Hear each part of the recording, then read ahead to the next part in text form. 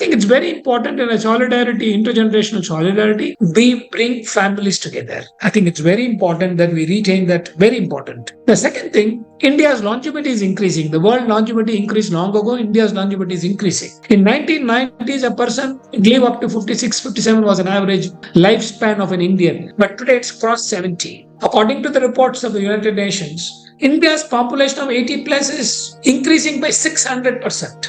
Whereas 60 plus population is increasing by 300%. So which means today's birth rate has come down, the proportion of the older people are on the rise. So when this population lives longer, they're all likely to become frail. They're all likely to become sick. They're all going to depend on others. And therefore, something called elder abuse comes in.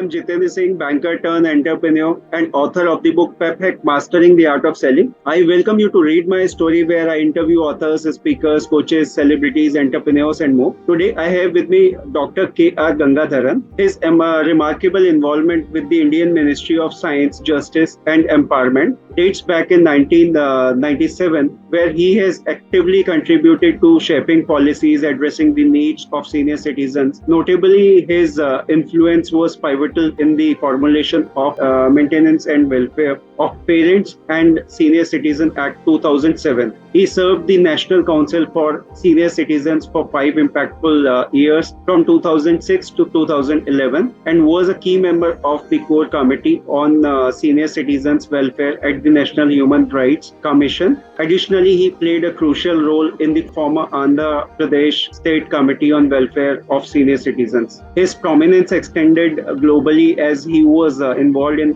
to address prestigious gatherings, including the White House Conference on Aging in 2005 and the United Nations in New York in 2012, advocating for the human rights of older individuals. Dr. Gangadharan have internationally engagements spanned continents encompassing address to the Parliament of Santa Catarina, Brazil, and participation as a consultant to the UNFPA, United Nations Population Fund, India, as advisor to the World Health Organization, Southeast Asia region, and speaker at United Nations Economic and Social Commission for Asia and Pacific across prominent locations like Thailand, Hong Kong, China. His steadfast dedication has left an immeasurable mark on senior citizen welfare and global discourse. So today he will be discussing with us about his life journey. So let us hear from him. Welcome, sir. The platform is open and now over to you.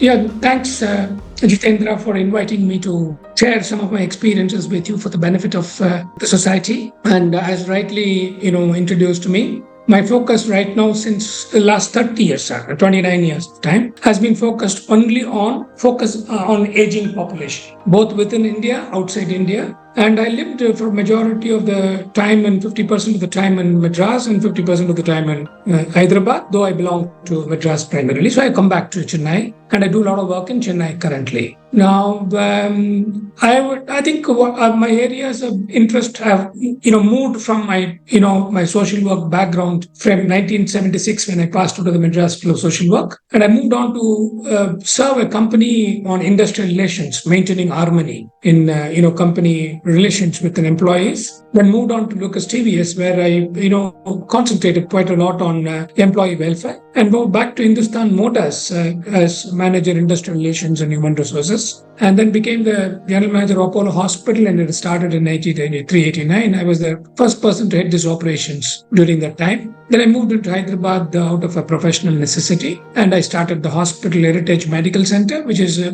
the first private hospital in the country to focus on elderly. And that's become, 2 facilities. One is called Kshetra Act. Second one has become Kshemaliyam, both focused on elderly healthcare. And Kshetra focuses primarily on, dementia care. I think I'm focusing on education and research. With becoming the honorary professor of the Madras School of Social Work, Center for Aging. Center for Aging is a new concept in Chennai and in the Madras School of Social Work. I hope in the next few years of time, age permitting, my health permitting, I would like to focus on what the Center for Aging can do. And we propose to do a lot of research, and we also carry out a lot of advocacy and education. I think that's what our interest has been there. Thank you. Great, sir. That is really indeed a wonderful work you are doing, and that is for quite long. So first thing, sir, I'd like to know from you is like, how did your past life has affected the person you actually wanted to be in your life and what you are? So it's basically related to like when we were growing. So we have certain thoughts on the basis of those thoughts. So what you wanted to be and what you are. It's a nice question because it's very, very interesting to find. I think when I was a student of Guru Nanak College in Chennai, I became the secretary of the Social Service League of college. Did a lot of social service, getting clothes for poor children in Velachery area and things like that. And within a period of very short time, I became what is called the chairman of the Madras Student Social Service League. It had a lot of colleges in Chennai. And for some strange reasons, I became the chairman of the association. And so my focus was on social service, not for profit, of course. It's all, doing some service. I remember having gone to Madras Central Jail with, one of those associations that was giving, free food. And I took them and to the Madras Central Jail and served food and whatnot. I never realized that I was going to pursue my social work profession thereafter. I think it's gone beautifully well. Having started social service, I became a professional social worker, though my specialization was human resource management, that is called labor welfare and industrial relations. Right. So that's been my focus. So I'm a social worker by qualification, but I'm basically a human resource person. I think my focus is building human resources. I think that's continuing to remain my major area. So I would say, when you say past determines the future, the Social Service League of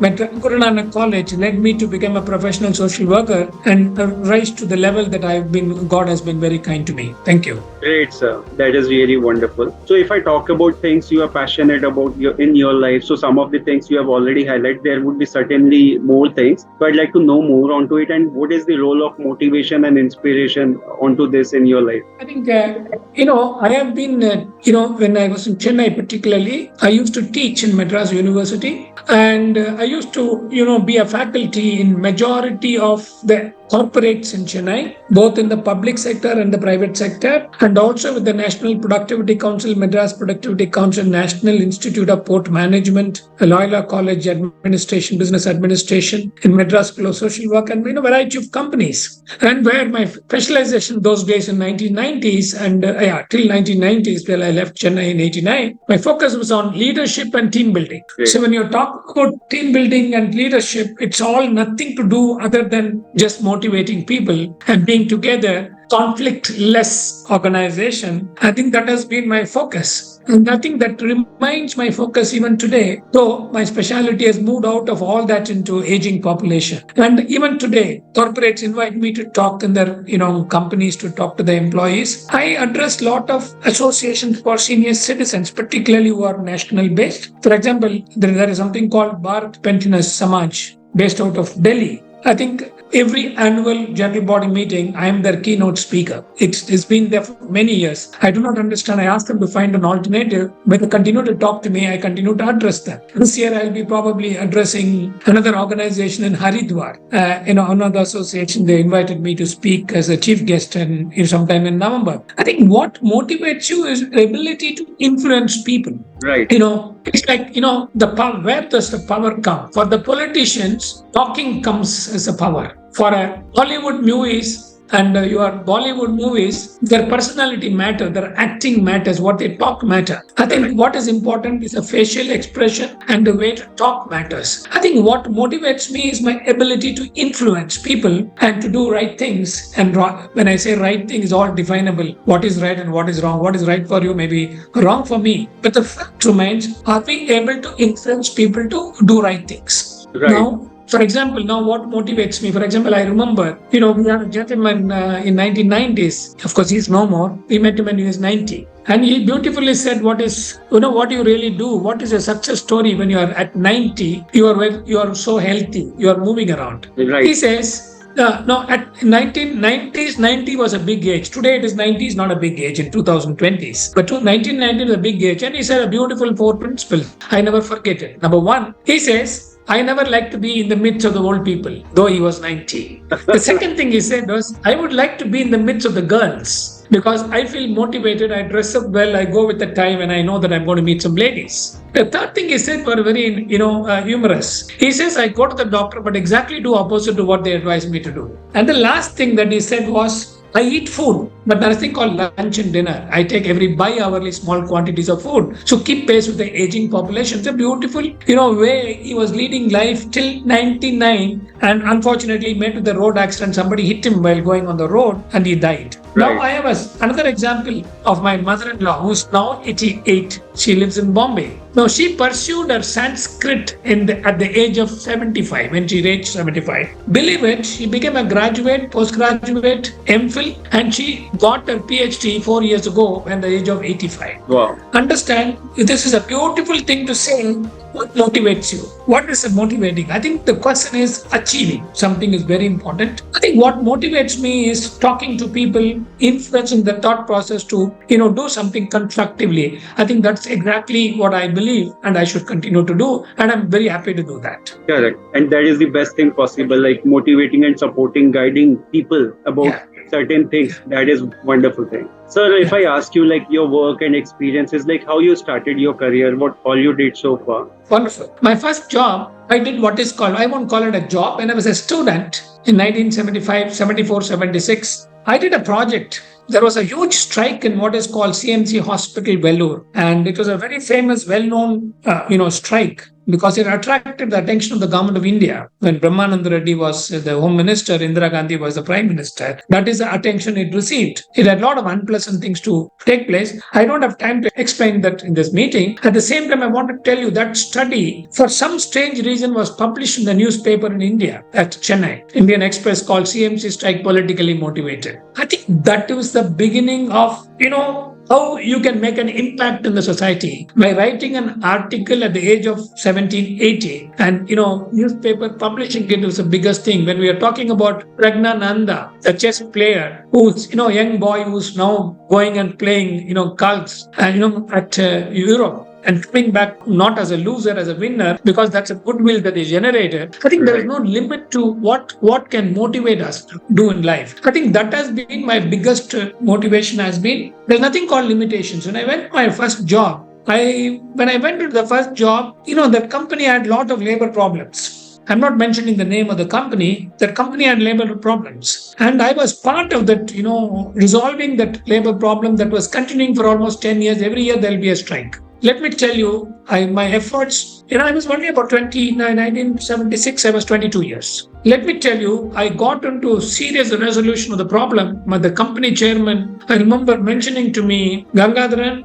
you can always solve the problems, but you solved it for once for all. I can tell you, from 1978 till today, it's almost, you can say, 45 years of time. The company never had an industrial relations problem till today. Wow. I think that's what motivates you to do. So that's a big achievement. When I became a personal officer in Lucas TVS Chennai, I can tell you, the challenge posed me by the top management, Mr. General Manager, Mr. Ramasamy, was I would confirm you as a permanent employee if you know all the employees in this company. And imagine that company at that time had little less than 4,000 employees. And I can tell you, that was the biggest inspiration I drew. I used to work, come back home, go back in the night, spend time with the employees. And I can tell you, I did not know 4,000 employees in a year's time. But I can tell you, 2-3 years of time, I knew everything about every employee, including what refrigerators they had at home, what TV stations that they had. Everything I knew because of their inspiration and strength, the general manager of the company gave me. Now, when I went subsequently to Apollo Hospital, Chennai, I'm leaving one company in between. Apollo Hospital, I joined as human resource manager. Dr. Pratap Reddy told me, Gangadharan, you should head this operation to the hospital because I see a lot of spark in you. And let me tell you, I was not even 30. He made me general manager of the hospital. It's a big inspiration. I continue to admire Dr. Pratap Reddy even today, though he's 90s. He has been big inspiration for me. In his book that he has published, he wanted me to say something about his leadership. And his book carries what I had said. And I think similarly, there is Dr. Anju Reddy who passed away, Dr. Reddy's Laboratories chairman, founder chairman. He passed away. In his book on what is called Unfinished Agenda, and there is a paragraph about me, what I contributed, how he got into philanthropy because of my personal involvement. These are all the things that has happened over a period of time that has inspired me to, that's motivated me to be the person that I am in. Then when I started the hospital in 94, I got into a lot of activities. My family, my wife, my 2 daughters, and quite a number of staff employees, we used to conduct a program called Made for Each Other Grandparent-Grandchild Contest, covering about 30 high schools in Chennai, Hyderabad city, covering about 30,000 people. The second thing that we used to do was something called Golden Couple Contest, bringing people who are married for 50 years and having a lot of questions to ask, a lot of education program. We had a program called War of Ages, beautifully choreographed to say how old people can dance the current tunes and how young youth can dance the olden days music. I think bringing in a concept of what is called intergeneration. I think people can,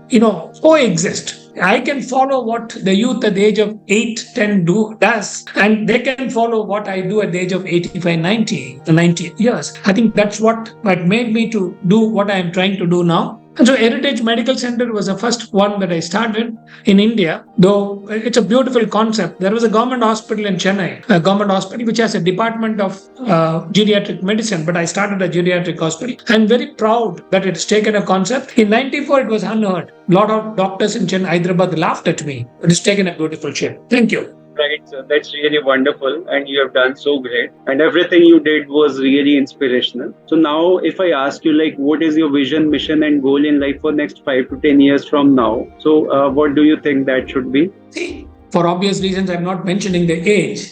I feel one of the biggest things that I've learned in my life, learning is for lifetime. It never stops yesterday. It never stopped yesterday. It will not stop today, and it will not stop tomorrow. As long as you are continuing to learn, I think you remain relevant to this world, and you remain relevant to your family. You remain relevant to your community, and you also remain relevant to the society. So I personally feel learning is something that you should continue to do forever. It can be anything. For example, people like us who never knew what was a computer in 90s. But today we operate computer, we are operating a variety of things because we learned. Not only that, I do my own PowerPoint presentations. I only prepare all my talks. Everything that I do myself because I know what I'm talking. So that's the first thing. The second thing that I do for me is hard work matters. I think there is no compromise for hard work. If I am going to, build on piggyback on somebody's back, then I'm not going to succeed long way. So hard work matters with the concept of learning, when I learn, I practice. When I practice, I have to continuously practice to keep learning and relearning. I think that's very, very important. The third thing that I follow in my life is honesty matters. Despite, people telling me this is not a world people talk truth anymore. I just don't care. I will be where I am. I will only do what I want to do. I just don't care where the world changes. Let the world change. But I will be honest with anybody. I don't think when you call up and say that you want to have a meeting with you, I said, okay, I'll come with you, but it's convenient. I think honesty matters. The next one that matters is money. For me, money is not everything for all. If somebody is going to buy me with money, no, I'm not interested. I attend a lot of programs both internationally and nationally and anywhere. I don't ask anybody to pay for anything for me. I like to definitely spend my own money. I think that's very important. Money, I cannot think I should have possessed. It does not mean I don't need money. I need money, but I don't need it in abundance. There is no need for it. Then the second question, I think the fourth point that I think as a commitment, I feel that creating awareness about impending challenges is something that I think is very important because learning cannot be one time. As I mentioned earlier, learning is continuous. But it's very important as I learn, I also impart my knowledge, my experience, coupled with the experience to others who are willing to listen to me. When people are calling me to talk, I don't go without preparing. I prepare, I read, I learn. I bring in concepts. I bring the concept to the relevance and practices so people see me as a practitioner and not a lecturer who talks concepts. Lecturers are meant to talk concepts. People like me are supposed to convert those concepts into practices. I would like to do into that. And the last one, I think very important that I've always borne in mind, I continue to bear in mind, don't fall into the trap of power game. I think people talk great things about you and you become their victims. Right. There is no need for you to be unnecessarily appreciated. And I think you need recognition for what you do. Appreciation is not really in the form of a recognition. Appreciation can be, saying you are a great person. There's no need for us to feel that they're great because I think the ego problem comes in therefore. So ego problem leads to power games. I think I want to really be clear that power and politics are not in my game. I would like to practice and do good things. That's my success story. Thank you. Really wonderful, sir. And I must appreciate that this is the real value what you are creating for other people. And if we all start contributing in a small way, definitely we can change the world for positive side. So now, sir, we are moving on to the next thing. Like, what are the most important learning you have from personal and professional journey so far? I've already told you what I've learned in life is to be. I think I've mentioned about hard work, honesty, money is not everything. Yes. I think share your experiences. And I don't want to be involved in a politics and power because I don't want to be saying that I'm the great man. I'm not a great person. I'm just nobody. I'm also like you. I'm like everybody else. You contribute what you are contributing. I am contributing what we are going. Together we contribute to the society. So I don't have anything more than that to learn. I think that's what I practice. That's indeed really important for the benefit of all. So now, sir, if I ask you, since you've been working on various social causes, so on to this further, could you elaborate on the concept of intergenerational solidarity within families, why it is important in today's society? Wonderful. I think 2022, we released a book with what is called Gangadharan Rural Institute at Madurai, Tamil Nadu. We prepared a book. I was one of the editors among three of us. Edited a book, what is called, authored a book. It's called Intergenerational Solidarity. Now, intergenerational solidarity for me begins at home. And it expands to the society gradually. Now, I think it's very important for me to think intergenerational relationships are very important for two reasons. Number one, traditional families in 1940s, 50s, and I'm not talking before that, have always lived together.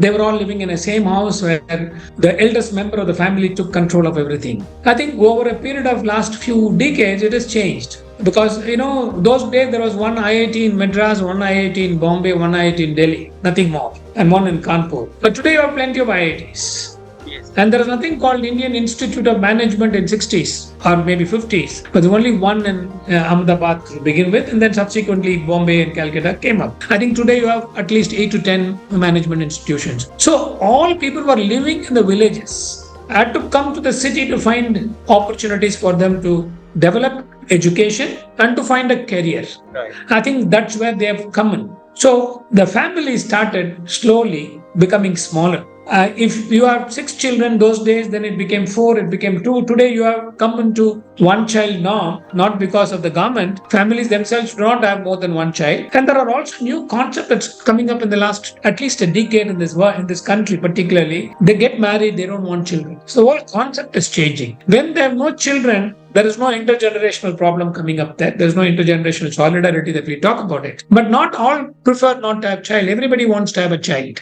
at least one child. And if they don't have a child, they're going to have a dog at home or a cat at home. I find a lot of people having dogs and cats instead of children because they say that the dogs listen to us, cats listen to us, when human beings don't listen to us, therefore we don't have a child. But as far as I'm concerned, those are all simplifying your lifestyles. You don't want to take responsibility, so therefore you say don't want a child. But I think a family as a concept requires a child. It involves a child. So when you have 2 children, conflicts come in. Whether the brother and a sister, between brothers, whether sisters, all of these conflicts come right from the childhood. And it's part of life. Having conflict in the family is not something to talk about non-availability of intergenerational relationship. Even if I have my conflict with my brother and my brother's kids and they have my problem with my own kids and things like that, solidarity remains because we all still meet for an event, we all participate in family togetherness, we all participate in marriages, we all participate in exhibitions, what is called birthdays.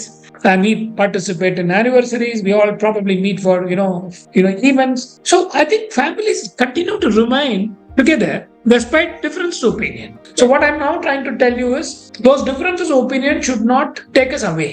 The generation that are going to come might think, why go through this problem? They don't like me, I don't want to talk to them, matter is closed and move on. Whereas I think if you say that I don't care about them, then you go to the society, same attitude goes over there also. Because also classmates are not going to accept you as a person. So the question is whether you want to be a political leader, you want to be a Filmfare Award winner, or you want to be a professional award winner, or you want to be a terrorist. It's your choice. Now, some people are motivated to be terrorists. Some people are motivated to be calm people. There are some people who are motivated to be the political leaders. The question is, what is in your choice? Now, to say that you don't be a terrorist, a normal tendency of all of us to say don't become, an aggressor. Be an assertive person. I think it's very important in a solidarity, intergenerational solidarity, we bring families together. I think it's very important that we retain that, very important. The second thing, India's longevity is increasing. The world longevity increased long ago, India's longevity is increasing. In 1990s, a person live up to 56, 57 was an average lifespan of an Indian. But today it's crossed 70. According to the reports of the United Nations, India's population of 80 plus is increasing by 600%. Whereas 60 plus population is increasing by 300%. So which means today's birth rate has come down, the proportion of the older people are on the rise.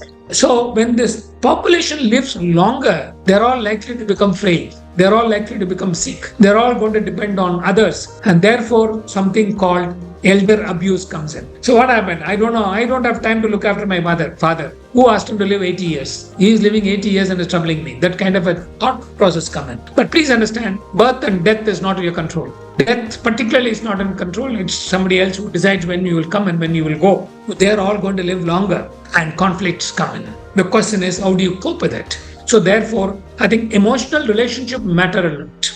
Now, with the current population of 60 plus being 140 million in India, which is likely to be 350 million or 300 plus million in another 30 years of time, the number in India is going to be very large, and you're going to find more wheelchairs in the airports and railway stations with a lot of old people getting into the wheelchair and going, in addition to people who are unfortunately differently abled, either due to eyesight problems or disability problem due to health problem. They're all there. So there's going to be more wheelchairs you're going to see. Now, when you're going to Delhi from, let's say you are in Haryana or you are in Delhi or in Bombay, you want to go to Chennai, you take an aircraft, your waiting time those days it used to be 25 minutes. If you go 25, 45 minutes, you can get into the aircraft. Today they ask you to report 2 hours, 3 hours in advance because a lot of people are going in a wheelchair. They're all taking long time to get in, long time to get out. So time is taking longer. Now, you cannot be impatient today because that's the life you're going to lead. You cannot be impatient. They're taking such a long time to board. You have no choice because more wheelchairs are getting into the aircrafts. More wheelchairs are coming out of the aircrafts.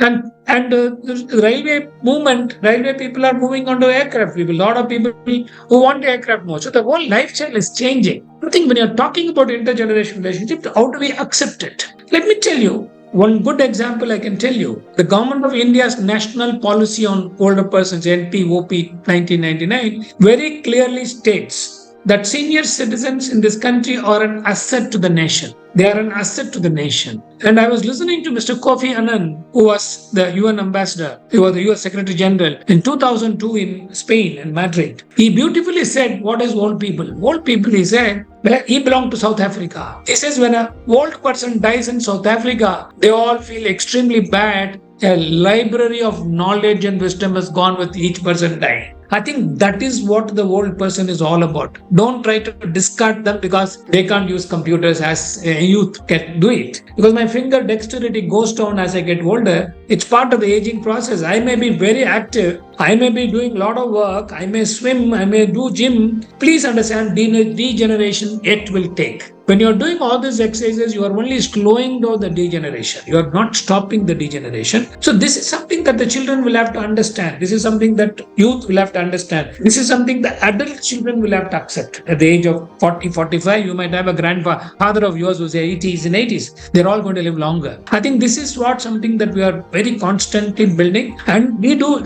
lot of programs, not one or two. We reach out to colleges, we reach out to schools, we reach out to events. We continue to do a lot of programs. We are very happy to do that. That's what we do by doing this. Thank you.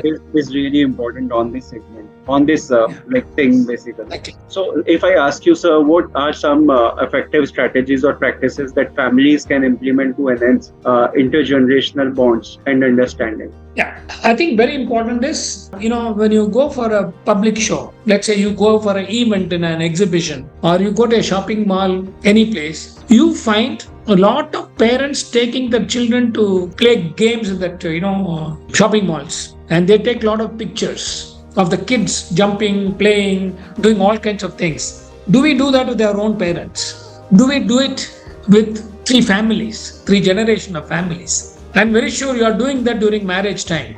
During marriage time is a custom in India to take the blessings of the oldest member of the family. In Tamil Nadu, for example, people prostrate. In your country, you are part of it, they touch the knee and take blessings. I think we do that during those kinds of events. Can you spread that across? Why can't your father or your grandfather play the same game that your grandchild plays?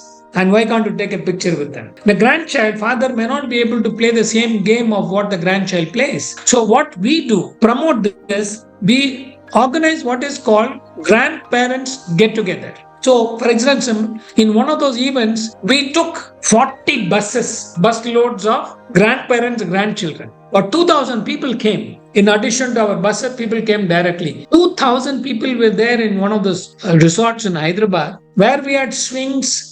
We had, what is called jigsaw, every kinds of things. And we ensured old people were part of every game. When there was a cricket match, old people and young people were together. When there was a tennis match, old people and grandparents were together. When there and grandchild were the couple. I think we ensured that they can do it together. And please understand, I can show you any number of videos where old people at the age of 70, 75, they swing happily. You come to my house, I have a swing. I have a swing in my Hyderabad house. I have a swing in my Chennai house. It is very important that we have the swing, because swing gives you a lot of happiness. Now I go to a beach. Let's say I go to a beach and I live in Chennai. When I go to a beach, I find a lot of young people coming and playing in the beach with their kids. How many of them want to bring their parents? We don't know. Big question mark. I'm not telling, please bring them also. You don't have to bring them every day, but bring them once in a month, bring them once in a fortnight, bring them once in a week, depending on their physical abilities. I think this is something that I would like to pursue with every family, whoever I talk to. I talk about this everywhere.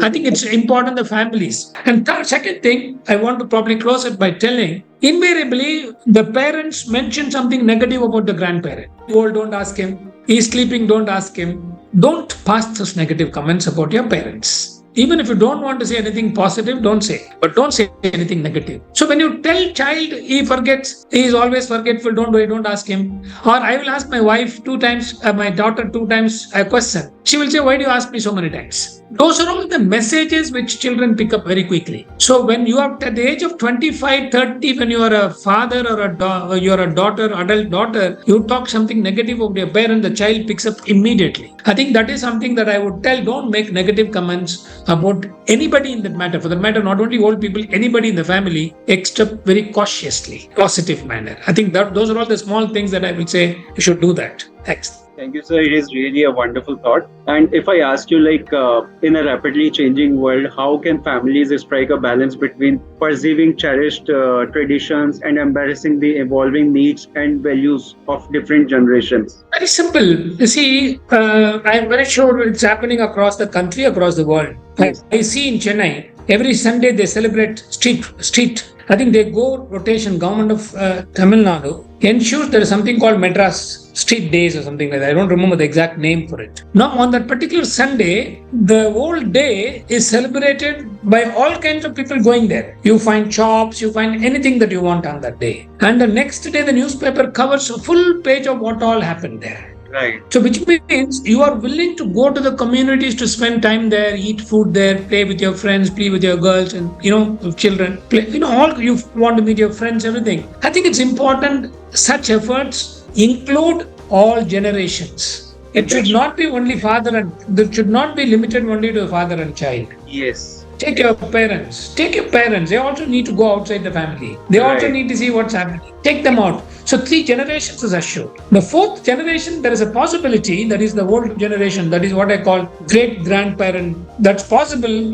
provided they are, physically mobile. Otherwise, it's very difficult to take them. But at this point of time, can you take them? I think it's very important to think. That's one. The second thing is, I think in Indian families, you have what is called various celebrations, festival celebrations. Particularly, I think Indian calendar lists any number of, festivals. Now, when you're having this festival, I think if I remember, I may not be following the festival rituals that my grandfather, performed, or what I performed, what my father performed. My father compromised on what his father did. I have compromised on what I did, and now my children will, again compromise on what I did. I think we are slowly losing the tradition by compromising whatever it is. So I don't know whether I should push and restore them back. For instance, this is best thing possible. Let me tell you, something very important. I remember when I met Mrs. Menaka Gandhi in 1997, when she was a minister for justice, she told me something, offered me, but I could not take it. She says, Government of India will be very happy to fund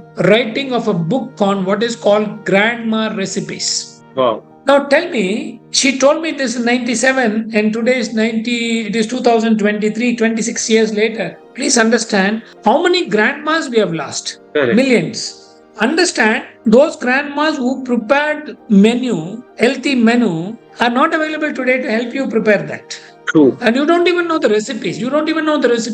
Now let me tell you, I have with me, my mother passed away at the age of 93, 2015. I have asked my mother to give some recipes. I have video recorded them. Wow. So when I see anybody today very old at 90s, I try to pick up some menus from them. And I think it's very important that we do those kind of practices to sustain. Now, the festival, we all think, they're all talking such old practices, how can we do? I think that is the attitude of the current generation. Now, please understand, current generation's attitude is, seeing TV, seeing, mobile telephone, and things like that. The question is, can you use this instrument to pass on occasional messages of some practices? For instance, we are doing in our family, I have something called a cousins group. There are about 9 of us in the cousins group. We're all past 60. We all became 60 in the recent past. We have a cousins group. So what we do is, we have agreed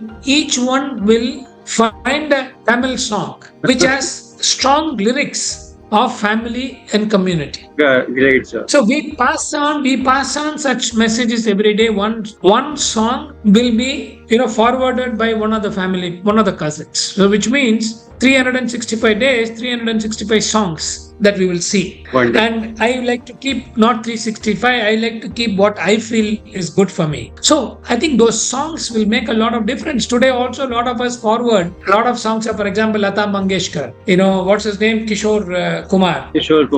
So we have some of them, we all, get those songs because their lyrics are very strong. True. So can you pick up those songs and circulate it? Number one. Number two, can we also establish something called telephone clubs? Like WhatsApp groups, can we have a telephone clubs? A lot of old people may not be able to use finger. So can you have either WhatsApp video calls or messaging, or can you also have a telephone call? I will just call Jitendra, how are you? I will make a call every third day, every fourth day, every 1 month. I will have a list with me 30-40 members. I will call them once a month. So we have a call to find out how they are. Establish those kind of call connections and ensure. I think 2 weeks ago I met one of my cousins. She's around 64 years and her son lives in USA. So she tells me the timing suits so well that he wakes her up in the morning at 5:15 every day from USA on his way back home from the office. So he calls her and talks to her a lot of things. Similarly, in the evening, when next morning he goes to office, he calls her and talks to her. So there are systems which says the child in the USA talks to the parents every day. I think this is something very, very common. Right. But the question is, when people are living long distances, I tend to believe the relationships are stronger than people living close by. Correct. Because people living close by take it for granted interested, they're available, we can always meet, but we don't meet. Yesterday, in fact, I was telling some of my friends, I said, I've come to Chennai last 8 months, I've been there, but I've not met you, I've not spoken to you. Whereas when I was in Hyderabad, you used to speak to me every 10th day or 15th day. I think the tendency to take people for granted is one that denies us the connectivity. I think I would think connections is very important. And when you're talking connection, you also find a reason for connection. I think that's very important. Find a reason for connection. Don't find reason for it. Let's go for a cup of coffee. We'll meet every Saturday at a cup of coffee shop. Let's meet there together. Or I will bring some food, you bring some food. Let's meet together for a dinner, pull lunch, pull coffee, pull snack, whatever you want to call it. These are several ways of doing it. The question is, I think mindset is very important. How do I build a mindset? I must do that. It's important for me. It's important. Yeah. Small things can make a difference. Definitely. Right. So, sir, we are about to finish it. So, what is your take on success? How does it look like to you? Well, let me tell you, if I look back, success is what you perceive. I think you can't measure your success by what others do. You have to measure success by what you have achieved. Let it be small. For example, when I was 60, I went to New Zealand at Queensland. I went on what is called a free fall. So my wife and me went for a free fall from an aircraft. When we went the previous day to find out what the details are, they tell that your free fall is 7 seconds. If you pay another $100, you can have a free fall for 22 seconds or 28 seconds. My wife said, why not we? We paid extra money. We went to the aircraft. The aircraft, which was originally going at 7,000 feet, went up to 15,000 feet. So which means from 15,000 feet, I'll fall 28 seconds without any support. Right. The question is determination to feel good about it. Yes. So I think important is you need to be very clear about what you want. And so I would think determination is one that's an important factor. Determination with a goal. Goal is important. Like you asked me a lot of questions about a variety of things. But what I want to be, I think I want to contribute my next few years of time in bringing out documents that will help this country know about aging population, particularly in Tamil Nadu, and how they can have a better quality of life, how the families can be supporting each other. I think that's my conviction on taking over. So which means I have a goal, I have a mission, I have a dream, and I have a plan of action. I think that leads to what I am. Thank you. Great. So, sir, we are on last question. Any message or advice you would like to share with our viewers and listeners? I think it's all over the world. There are enough number of scientific studies which states very clearly whatever comes in life, the most important is family. True. And nothing more than family is important in life. I would say let us cherish our family. Let us live together despite all the difference of opinion. Let us not discard the families. Let us not say, I don't want to talk to my brother, sister because of this reason. No. Despite all that, they are the most cherished unit in what is called a group in the entire world. So I would think family comes first to me and then comes everything else. Thank you. Thank you, sir. It was really wonderful. And you have shared so many amazing insights, thoughts about the concept of family, why it is important, and how we can stay united, stay together, and how we can pass on the traditions and legacy from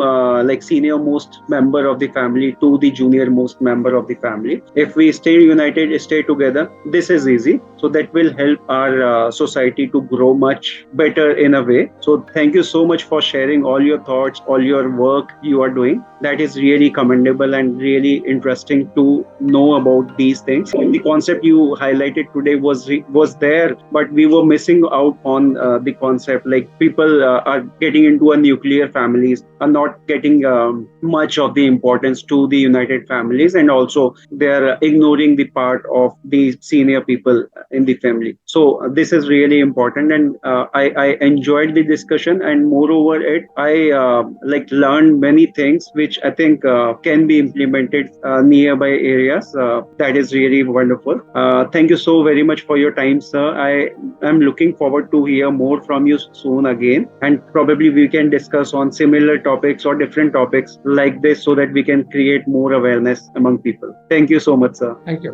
Thank you. Bye-bye. All the best. Bye. I will also share your social media link along with the interview so that people can be in touch with you, take your help and guidance also. So guys, don't forget to check that out too. Thank you so very much everyone for watching and listening. I hope you all must have gathered a lot of information and enjoyed watching. Don't forget to like, share and subscribe. Have a good time. Thank you and bye-bye. Thank you so much, sir.